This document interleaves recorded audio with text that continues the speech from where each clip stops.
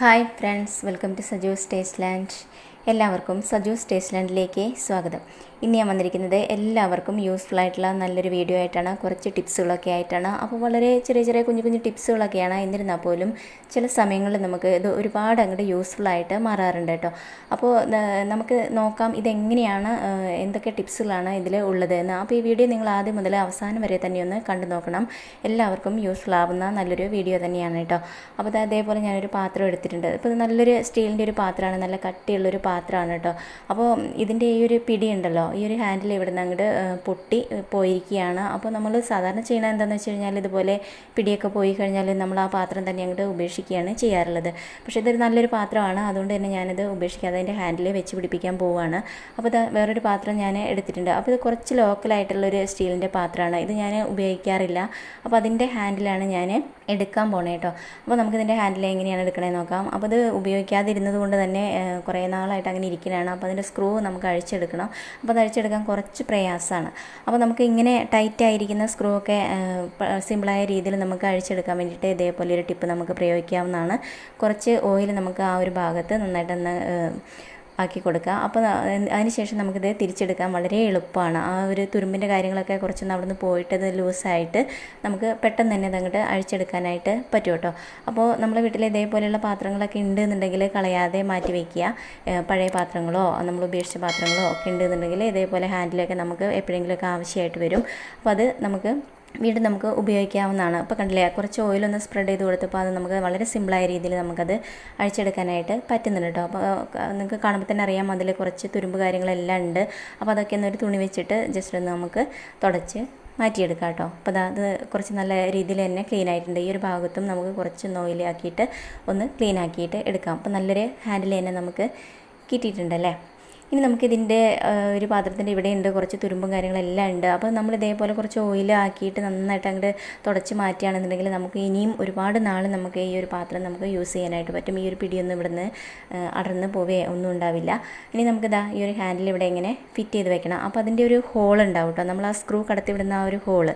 അപ്പോൾ ആ ഒരു ഹോളിനെ കണക്കാക്കിയിട്ട് വേണം നമ്മളിതിവിടെ ഇങ്ങനെ വെക്കാൻ വേണ്ടിയിട്ട്. അപ്പോൾ കണ്ടില്ലേ, അത് നമുക്ക് ശരിക്കും കാണാനായിട്ട് പറ്റുന്നുണ്ട് ആ ഒരു ഹോള്. അപ്പോൾ ആ ഒരു ഹോളിലേക്ക് നമുക്ക് നമ്മുടെ ഈ സ്ക്രൂ ഇതേപോലെ അങ്ങോട്ട് വെച്ച് കൊടുക്കാം കേട്ടോ.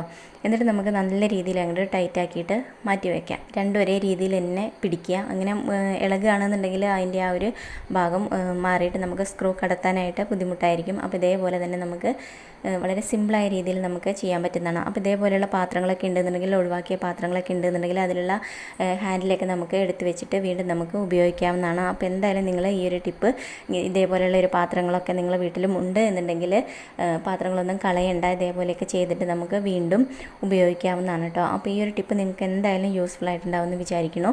അപ്പോൾ ഇനി നമുക്ക് അടുത്ത ടിപ്പ് എന്താണെന്ന് ഒന്ന് നോക്കാം.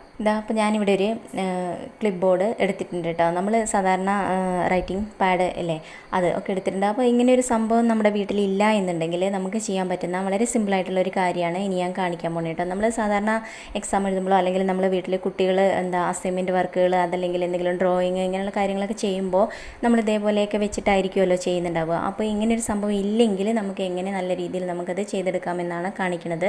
അപ്പോൾ ഞാൻ കുറച്ച് A4 പേപ്പറുകൾ എടുത്തിട്ടുണ്ട്. അപ്പോൾ ഞാൻ അടിയിലൊരു ന്യൂസ് പേപ്പർ വെറുതെ വെച്ചിട്ടുണ്ട്. ഇനി നമുക്കിതാ ഈ കുറച്ച് പേപ്പറുകൾ ഒരുമിച്ച് ഇതേപോലെ അങ്ങോട്ട് വെക്കാം. അപ്പോൾ നമുക്ക് നല്ല രീതിയിൽ തന്നെ നമുക്ക് ചെയ്തെടുക്കാൻ പറ്റുന്നതാണ്. നമ്മൾ സെപ്പറേറ്റ് ആയിട്ട് ഇങ്ങനെ എടുത്ത് മാറ്റി അങ്ങനെയൊക്കെ ചെയ്യുമ്പോൾ നമുക്ക് കുറച്ച് ബുദ്ധിമുട്ടാണല്ലോ ചെയ്യാൻ വേണ്ടിയിട്ട്. അപ്പോൾ ഒരുമിച്ച് തന്നെ നമുക്ക് ആവശ്യമുള്ളതൊക്കെ വെച്ചിട്ട് നമുക്ക് ചെയ്യാൻ പറ്റുന്ന ഒരു രീതിയാണ്. അപ്പോൾ അതാ ഞാനിവിടെ ഒരു പേനയുടെ ക്യാപ്പ് എടുത്തിട്ടുണ്ട്. എന്നിട്ട് അത് നമുക്ക് ഇതേപോലെ ഇങ്ങോട്ട് വെറുതെ അങ്ങോട്ട് വെച്ച് കൊടുക്കാവുന്നതാണ്. അതിനുശേഷം നമുക്ക് എഴുതാനുള്ളത് എന്താണോ, ഇപ്പോൾ പഠിക്കുന്ന കുട്ടികളൊക്കെ ആണെന്നുണ്ടെങ്കിൽ ലെക്ചർ നോട്ടുകളൊക്കെ എഴുതുന്നുണ്ടായിരിക്കും. അപ്പോൾ അങ്ങനെയുള്ള കാര്യങ്ങളൊക്കെ നമുക്ക് ഈ ഒരു രീതിയിൽ നമുക്ക് ചെയ്തിട്ട് എഴുതാനൊക്കെ ആണെന്നുണ്ടെങ്കിലൊക്കെ വളരെ സിമ്പിളാണ്. അതിനുശേഷം നമ്മൾ എഴുതിയ ആ ഒരു നോട്ടുകളെല്ലാം തന്നെ നമുക്ക് ഇതേപോലെ തന്നെ അങ്ങോട്ട് സൂക്ഷിച്ച് വെക്കാനായിട്ട് ഫയലിലൊക്കെ ആക്കിയിട്ട് സൂക്ഷിച്ച് വെക്കാനൊക്കെ പറ്റുന്നതാണ്. മറ്റൊരു കാര്യം എന്ന് പറയുന്നത്, നമ്മൾ തുണിയൊക്കെ വിരിച്ചിടുമ്പോൾ വെയിറ്റ് കുറഞ്ഞ തുണികളൊക്കെ ആണെന്നുണ്ടെങ്കിൽ, ഇതേപോലെയുള്ള തുണികളൊക്കെ ആണെന്നുണ്ടെങ്കിൽ കാറ്റ് വന്നിട്ട് പാറി അത് താഴേക്ക് വീഴാനുള്ള ചാൻസൊക്കെ ഉണ്ട്. അപ്പോൾ നമ്മളെടുത്ത് അതിനുള്ള ക്ലിപ്പുകളൊന്നും ഇല്ല എന്നുണ്ടെങ്കിൽ ഇതേപോലെ പേനയുടെ ടോപ്പൊക്കെ എടുത്തിട്ട് നമുക്ക് ഇതേപോലെ അങ്ങോട്ട് കുത്തി വെക്കാവുന്നതാണ്. അപ്പോൾ ഇനിയിപ്പോൾ എത്ര കാറ്റ് വന്നാലും അത് താഴെ വീഴേ അങ്ങനെയുള്ള പ്രശ്നങ്ങളൊന്നും തന്നെ ഉണ്ടാവുന്നില്ല. അപ്പോൾ പേനയുടെ ടോപ്പൊന്നും ആരും കളയേണ്ട, ഇതേപോലെ തന്നെ എടുത്ത് വെച്ചോളൂ. നമുക്ക് എപ്പോഴെങ്കിലുമൊക്കെ ആയിട്ട് ഇതേപോലെയുള്ള രീതികളിലുള്ള എന്തെങ്കിലുമൊക്കെ ഉപകാരങ്ങൾ നമുക്ക് ഉണ്ടാവുന്നതാണ് കേട്ടോ. അപ്പോൾ ഈ ഒരു ടിപ്പ് നിങ്ങൾക്ക് യൂസ്ഫുൾ ആയെന്ന് വിചാരിക്കണം. ഇനി അടുത്ത കാര്യം എന്താണെന്ന് പറയുന്നത് കത്തി. ഈ ഒരു കത്തി കാണുമ്പോൾ തന്നെ നിങ്ങൾക്ക് അറിയുന്നുണ്ടാവും, വളരെ എന്താ പറയുക, കുറച്ച് നല്ല രീതിയിൽ തന്നെ അതങ്ങോട്ട് മൂർച്ചയൊക്കെ പോയിട്ടുള്ളൊരു കത്തിയാണ്.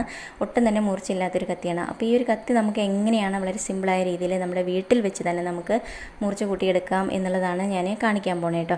അപ്പോൾ അതേപോലെ ഒരു സ്കെയിൽ ഞാൻ എടുത്തിട്ടുണ്ട്. ഇനി നമുക്ക് വേണ്ടത് ഇതേപോലെ സാൻഡ് പേപ്പറാണ് കേട്ടോ. അപ്പോൾ നല്ല റഫായിട്ടുള്ള സാൻഡ് പേപ്പർ തന്നെയാണ് നമുക്ക് വേണ്ടത്. അപ്പം ഇത് നമുക്ക് ഇത്രയും തന്നെ ആവശ്യമായിട്ട് ഉണ്ടാവില്ല. നമുക്ക് ഈ ഒരു സ്കെയിലിൽ ജസ്റ്റ് ഒന്ന് ചുറ്റിയെടുക്കണം. 1-2 ചുറ്റിൽ മാത്രം നമുക്ക് ആവശ്യമായിട്ടുള്ളൂ കേട്ടോ. അപ്പോൾ ഇത്രയൊക്കെ തന്നെ നമുക്ക് മതിയാവും. അപ്പോൾ ബാക്കിയുള്ള ആ ഒരു ഭാഗം ഉണ്ടല്ലോ, അത്രയും ഭാഗം നമുക്ക് കട്ട് ചെയ്തിട്ട് മാറ്റാം. നമുക്ക് ആവശ്യമുള്ളത് മാത്രം നമുക്ക് എടുത്താൽ മതി കേട്ടോ.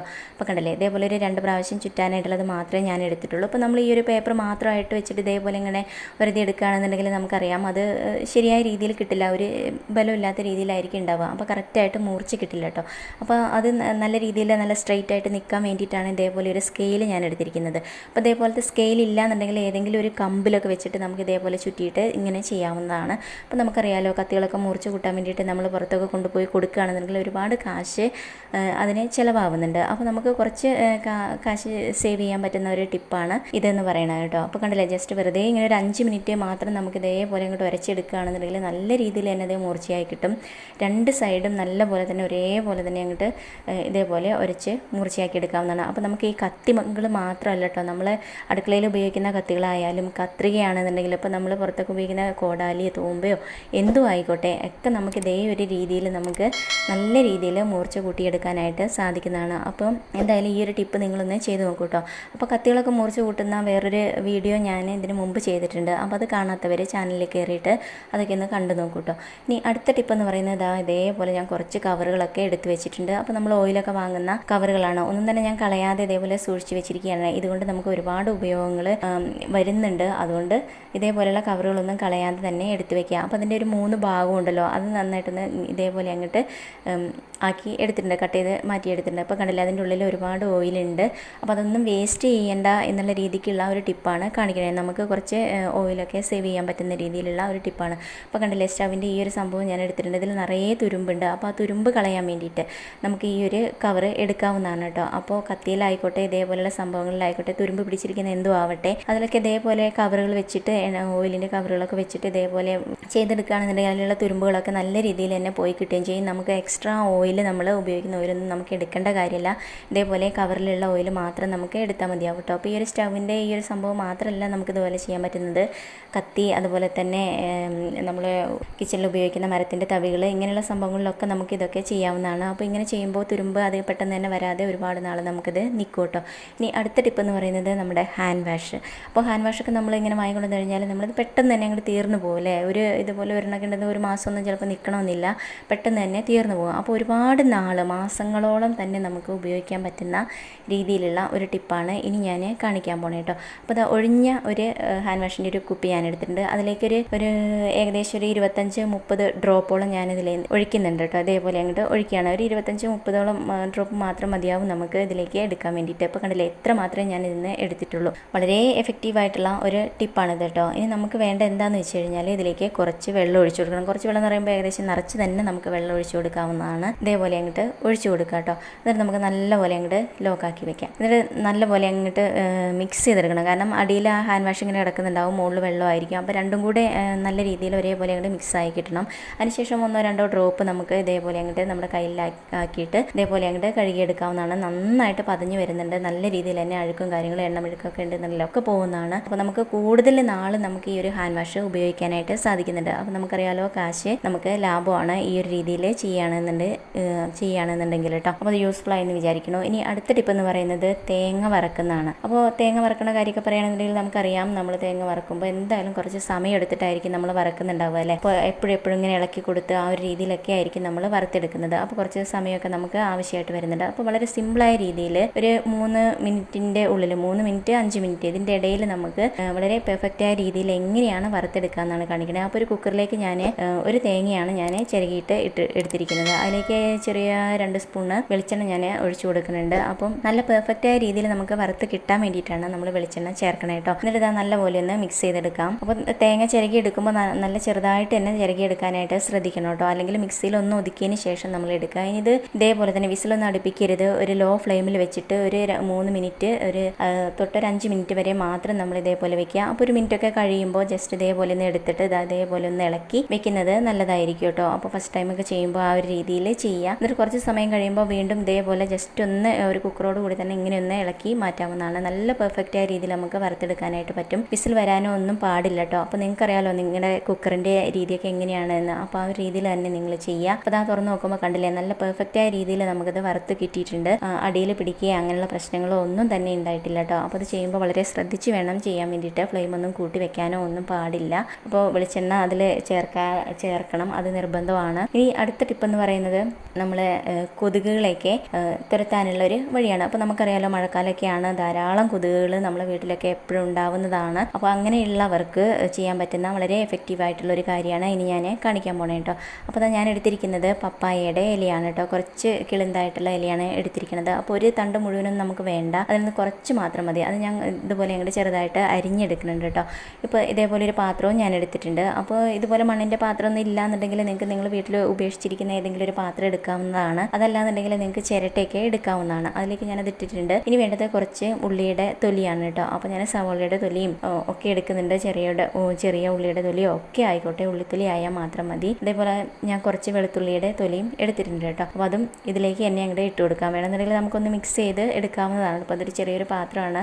അപ്പോൾ അത് പെട്ടെന്ന് തന്നെ കത്തിക്കിട്ടാൻ വേണ്ടിയിട്ട് ചെറിയൊരു കർപ്പൂരത്തിൻ്റെ പൊട്ടിട്ടിട്ടാണ് ഞാനിത് കത്തിച്ചെടുക്കുന്നത്. അപ്പോൾ നന്നായിട്ട് തന്നെ അത് കത്തിപ്പിടിക്കണം. അപ്പോൾ കർപ്പൂരം ഇല്ലാന്നുണ്ടെങ്കിൽ നിങ്ങൾ വിളക്ക് കത്തിക്കാനൊക്കെ എടുക്കുന്ന തിരിയൊക്കെ ആയാലും മതി കേട്ടോ. അത് ജസ്റ്റ് ഇതിലേക്കൊന്ന് കത്തിച്ചിട്ട് ഇട്ട് കൊടുത്താൽ മതി.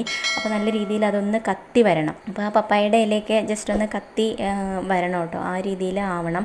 അപ്പോൾ കുറച്ച് സമയം കഴിയുമ്പോഴേക്കും തന്നെ ഇതാ നല്ല പോലെ പുക വരാനായിട്ട് തുടങ്ങും. അപ്പോൾ അതിൽ ചേർത്തിരിക്കുന്ന പപ്പായയുടെ സ്മെല്ല്, അതുപോലെ തന്നെ ആ വെളുത്തുള്ളിയുടെ ഉള്ളിയുടെയൊക്കെ ആ ഒരു സ്മെല്ല്, അതിങ്ങനെ കത്തി വരുമ്പോഴുള്ള ആ ഒരു സ്മെല്ലുണ്ടല്ലോ, അത് കൊതുകുകൾക്ക് അത്ര നല്ലതല്ല. അത് അവർ ഈ ഒരു സ്മെല്ല് കിട്ടുമ്പോഴേക്കും തന്നെ അവർ പെട്ടെന്ന് അവിടെ വിട്ടിട്ട് അങ്ങോട്ട് പോവുകയാണ് ചെയ്യാറുള്ളത് കേട്ടോ. അപ്പോൾ എന്തായാലും ഇതൊന്ന് ട്രൈ ചെയ്ത് നോക്കൂ. അപ്പം ഈ വീഡിയോ നിങ്ങൾക്ക് ഇഷ്ടമായാൽ ലൈക്ക് ചെയ്യാനും ഷെയർ ചെയ്യാനും കമൻറ്റ് ചെയ്യാനും ഒന്നും മറക്കരുത്. ചാനൽ ഇതുവരെ സബ്സ്ക്രൈബ് ചെയ്യാത്തവരുണ്ടെങ്കിൽ ചാനൽ ഒന്ന് സബ്സ്ക്രൈബ് ചെയ്ത് വെച്ചോളൂ. തൊട്ടടുത്തുള്ള കുഞ്ഞു ബെല്ല് കൂടി ഒന്ന് എനേബിൾ ചെയ്യണേ. അപ്പോൾ ഞാനിടുന്ന എല്ലാ വീഡിയോസും നിങ്ങൾക്ക് അപ്പം തന്നെ നിങ്ങളുടെ ഫോണിലേക്ക് കിട്ടുന്നതായിരിക്കും. ഇനി പുതിയൊരു വീഡിയോയിൽ കാണുന്നതുവരെ ഓക്കെ, താങ്ക് യു, ബൈ.